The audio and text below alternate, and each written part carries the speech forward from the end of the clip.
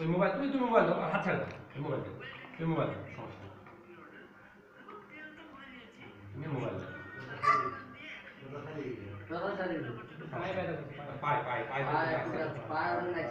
পাই লাগে সমস্যা নেই। হাত